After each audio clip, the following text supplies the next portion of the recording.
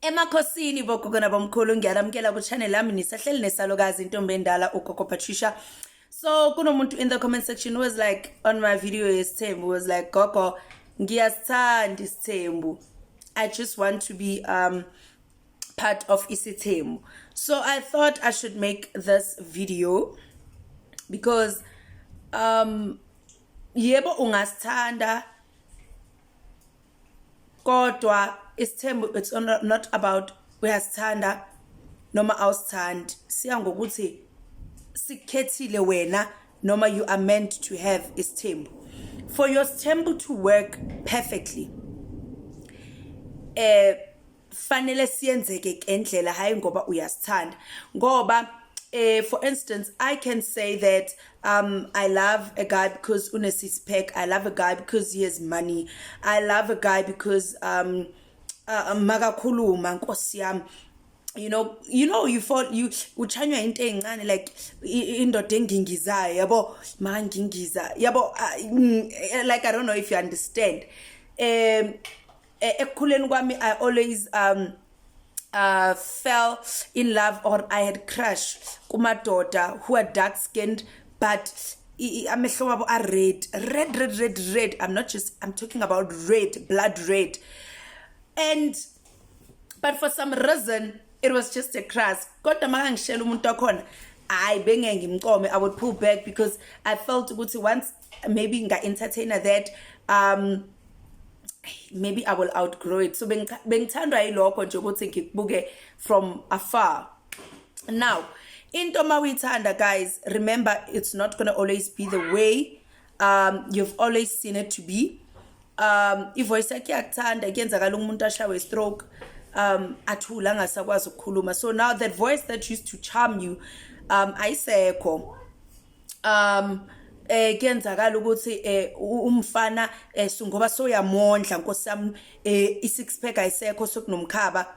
You understand? Kuyenzakala ukuthi bekanemali, izinto zibhede empilweni yakhe, kuyenzakala ukuthi imali ayisekho, meaning into bowuyithanda ayisekho, chances are you will pull back because akusaseyiyona lento le bowuyifuna. Ingakho ngisho ngithi Isithembu ungasithanda from afar because usibuka usihalela usidolize, but when you get in, it's no longer about idolizing. It's about now dealing with the facts, dealing with the real person, dealing with the real Isithembu, not being told what is Isithembu sinjani. Dealing with things that would require you to react, take decisions, and so umbuzo ukuthi uzosimela la na leso Isithembu, right? Mina ugogo ozaluma wayesesithenjini, right? Wayesesithenjini, and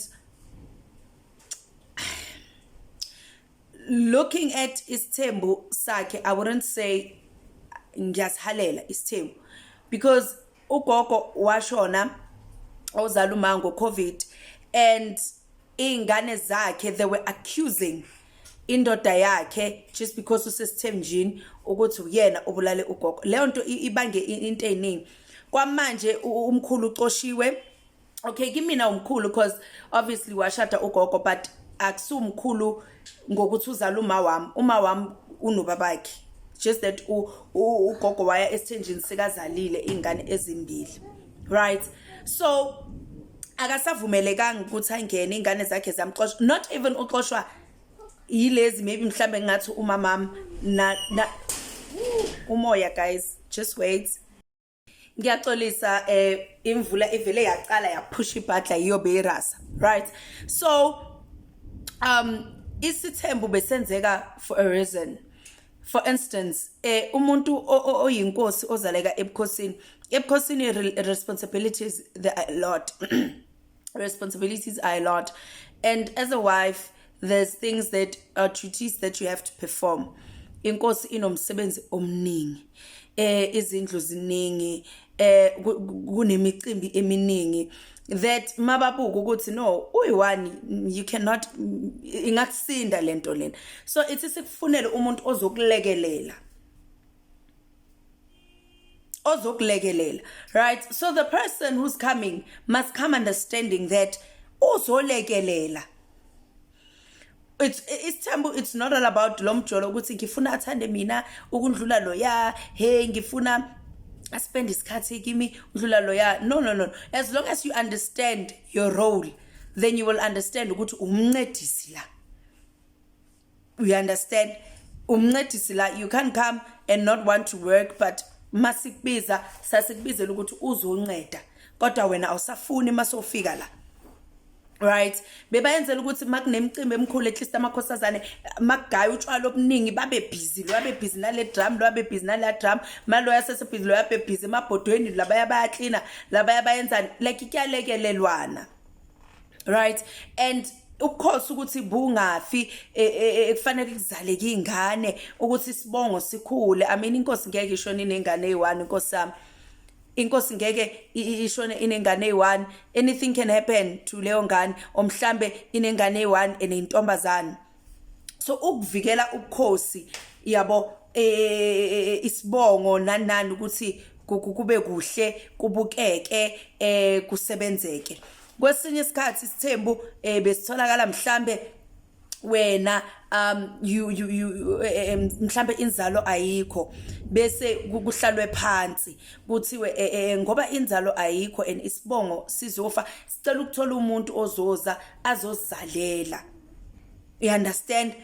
Azozalela. It does not mean ukuthi akasakuthandi, it does not mean ukuthi ngeke asaba nesikhathi sakho, yabo. And kwazona le ngane ezayo kusase ingane zakho, nawe fanele ufile ukuthi umzali. So kwawena lo nkosikazi uzozazozala ufanele uthande ingane zakhe njengengane zakho ngoba ingane zendoda yakho. Yabo, kwesinye isikhathi lo wokucala futhi bekungathiwa wakho futhi kuze kufihlwe ingane ikhule yazi ukuthi wena uma wayo. You understand? Kwesinye isikhathi Isithembu senziwe ngoba wena indoda yakushada mhlambe usunengane ezimbili. Mawunengane ezimbili noma iyodwa kufuneka indlalifa lana. So ingane zakho azikwazi ukuthi zisukele zizoba indlalifa la, ziyindlalifa le kubo bawayo kodwa hayila. Funeka ingane ezolazaleka yokucala emshadweni and ezoba yindlalifa bese ke kutholakala lo muntu omhlambe umuntu ozaleke ayiwele. Right, ayiwele kuyenzakala ukuthi iwele lakhe lishone. So makathatha unkosikazi ngiyekuthiwe okay kufanele uthathe owesibili ukuthi uthathele ubhuti wenu ingane ngoba wena awuphili uwedwa. Ingakho mawiwele washonela iwele uyazi ukuthi mawuthenga impahla fanele ukuthengela iwele lakho iskipa, thenga ikipa efanayo uthi le yami leyo wele, uyabo. Yabo ukuthi iwele lakho likwazi ngoba liyaphila kuwena ninto eyi1. So Isithembu siba nesizathu ukuthi why usithanda usifuna, and Isithembu mawusenze ngendlela siyama siqonde sicine.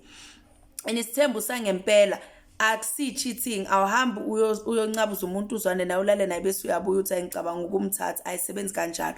Kuye kuhlalwe phansi and Isithembu seqiniso uyahlala nonkosikazi. Unkosikazi nimbonise isidingo kodwa makanga understand ungasithathi mlinda za understand. Masika understand kuba uyena oyobheka abhekela umyeni wakhe unkosikazi azomthanda, noma amupheke igunya ukuthi hayi baba okay wena ungazibhekela kodwa ngicela ukuthi angifuni ukuzwa mina ukuthi wena usuzalile ngaphandle noma uyenzeni. Masombonile umkhethile umlethe lana sizombona sikhulume naye sobabili bese umthathe njengenkosikazi. Mangivuma awuthatha Isithembu unkosikazi wokuqala angavumanga ngoba leyo nto ayibusisekanga. Into ukuthi iphumelele isebenze ngoba abantu bayacabana, abantu bayalwa kodwa Isithembu siqiniso nanoma balwa bacabana kodwa bayahlala ngoba bayaqonda ukuthi bazeleni lana, bazeleni ngeke bakuhlaze, bayalifihla uhlazo lendoda yakhe bo bangacabana endlini kodwa mabafika ebantwini kuhle ku right. Yabona, so masicondeni ukuthi lento esifisayo ingabe sizoyimela la ngoba it's not the grass, it's not always greener on the other side. So makungasekho green on the other side wenzani? Uthatha imthwalo ubuyele ekhaya, wathi uyenzani? but anyway siyafunda ngithi maningabe nani niyazazi izathu you can comment, si commenteni, si share, si communicate kube kuhle emakhosini.